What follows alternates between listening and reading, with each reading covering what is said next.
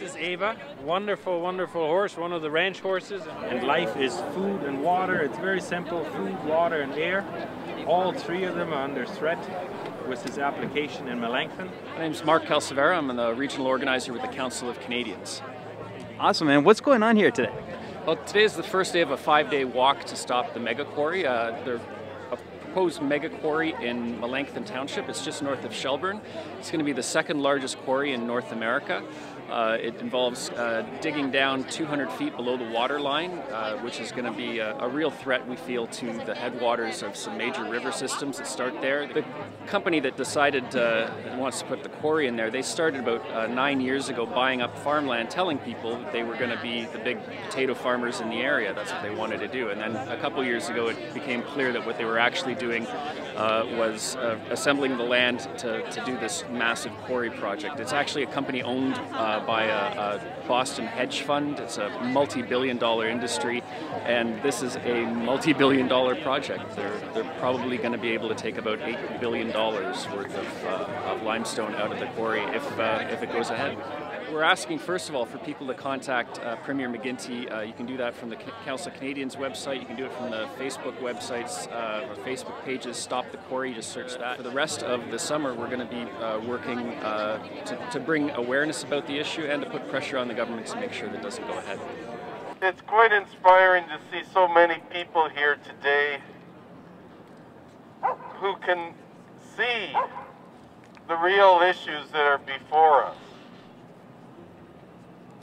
Because although you wouldn't know it from reading the newspapers or turning on the news on television or listening to the radio, the real issue in Ontario is what are happening to our landscape, being devoured by enormous quarries and laid waste to build still more expressways and further pave over and destroy our province in Ontario.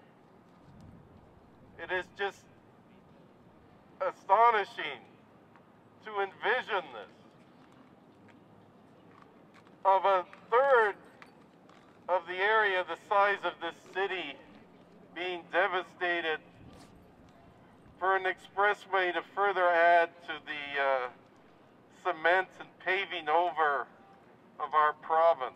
We're going to have Dave Vanderzag, who's a potato farmer from Melancthon. He's going to say a few words.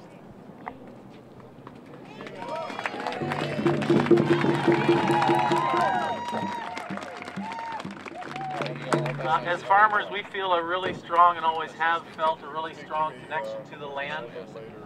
We're passionate about it. My father farmed. He came from Holland. His father farmed. He moved in Holland to new lands. My dad came here, and then I moved to that area 13 years ago because it was so special. And it's really difficult, as farmers there are only 1% or so of the population. It's really hard to let people know how special that ground is and how people understand it. I understand it because I've been in the business my whole life, but it's hard for everybody else to understand it. And to put it to some numbers, only 3% of Ontario's land mass is agriculture land. And of that 3%, only about 1.5% of that is good enough for growing vegetables. And so you're talking the best of the best. This isn't just prime #1 land or prime class 1 prime land. This is the best of that best land. And it's also very unique in that area because it's so contiguous. There's 15,000 acres in one block that is all the same. Within the farm, it doesn't change. It's not sand that doesn't hold nutrients and requires a lot of artificial water. It's not clay that sticks to your boots and that can flood out. The limestone's there for a reason, like the gentleman just said. It's a key point that helps drain those soils and hold the moisture below the ground. And to put it in perspective, I think the Holland Marsh is 7,500 acres or so. We're sitting in one big block of 15,000 acres of the best of the best. It's only an hour away from our biggest city, and it's the best kept secret up till now. Nobody realizes what's in our backyard. And that's the part I'm passionate about, and it would just break my heart to see that whole thing get wrecked. And it will, if it goes forward, it's not the 2,400 acres, which is massive. 2,400 acres is 4 square miles. It'll be the whole area that gets destroyed if it's allowed to proceed. The second part of this is the water, of course. It's unique up there because it feeds our headwaters of so many streams and waterways. Under our farm, the water table is only 5 to 7 meters below the surface. We've got clean water, we've got tons of it. There's caverns in that limestone that are 3 and 4 feet diameter. It's very unique. We can irrigate out of those wells at 500 gallons a minute and the water doesn't even move. The water level doesn't drop but a centimeter. So what's going to happen, this quarry site is about 1,000 feet from my home, about 1,000 feet directly across the road from our wells and our potato warehouses. And what happens when you take 220-foot hole that is 1.5 times the height of Niagara Falls. I don't think anybody here thinks this is reasonable, and it's not going to have effects that we don't really, that are going to be pretty major. Let's just remember, it's not about the big money and the influence and everything else, it's about what's right. And thank you for your continued support.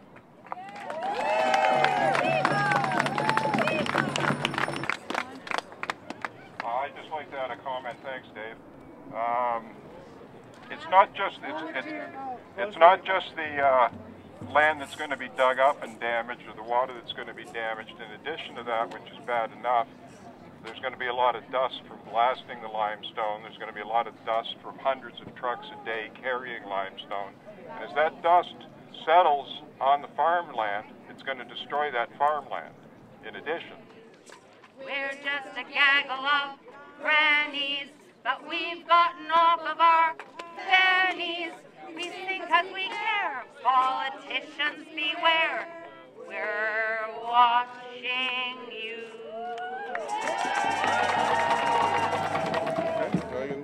You're leading the walk. Yeah.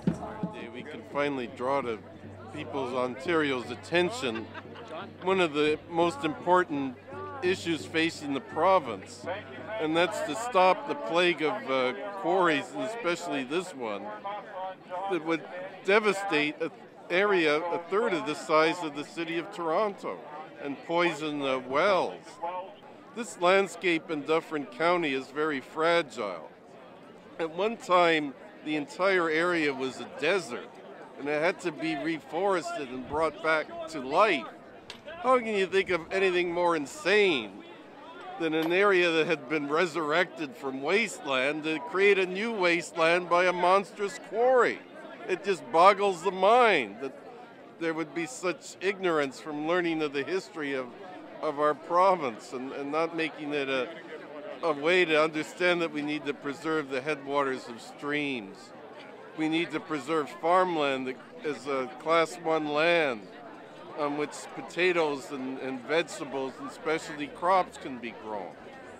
And by bringing this to reality, the project will be terminated, I think, very quickly.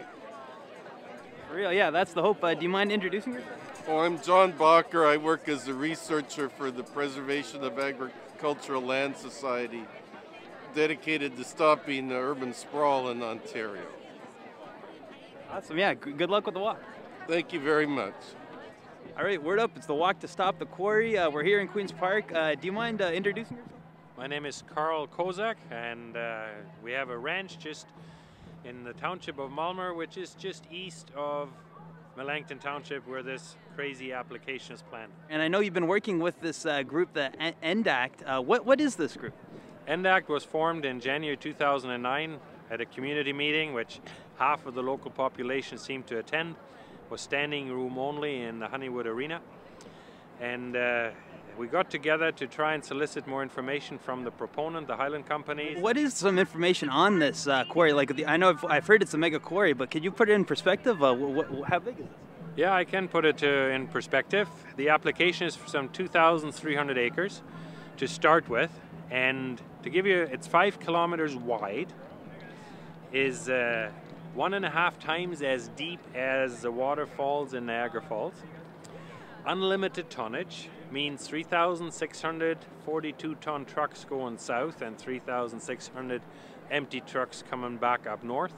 The management of some 600 million liters of water, fresh water, gets dumped onto the mine floor, runs onto the mine floor, gets collected, contaminated as it is by then, and pumped back into the groundwater. That is their plan. 600 million liters of water, what does it mean? It's about the same amount of fresh water as 2.5 million Ontarians would use every day. So look at the Greater Toronto Area. Half of the people there, the water they use every day would be managed by the Highland companies, who as a proponent has no track record, no vested interest. Their head office is a mailbox at the UPS store in Hamilton, Ontario. They have never run a 25-acre gravel pit, and now they want to run the largest pit ever applied for in the country. At the highest point in southern Ontario, Melancthon Township, from where all the water runs downhill. Not only is Melancthon the highest point, it is also a watershed with water running south towards Kitchener and water running north towards Wasaga Beach. Therefore, everyone who has water is downhill from Melancthon, and when they fool around with the water up there, they will fool around with your water. Really? Do you have any words on the walk? Well, it's just so nice, so enlightened. The First Nations are putting the walk together. And, you know, for a couple of years we've been working against this, and this. And our brothers really teach us to look at it different. Today is Earth Day, so we celebrate life, and their message is simple. If you don't have air, you don't live. If you don't have food, you don't live. If you don't have water, you don't live. So let's celebrate life and that fabulous horticultural soil up in Melancthon, the water it protects and from which we all draw to do just this, live.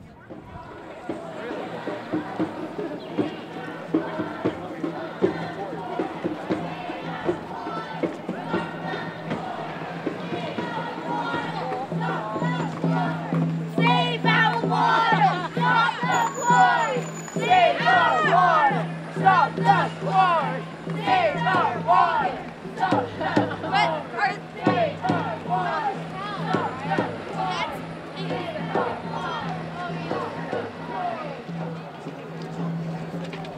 There's a lot of work to be done, that's for sure. I mean, and like now?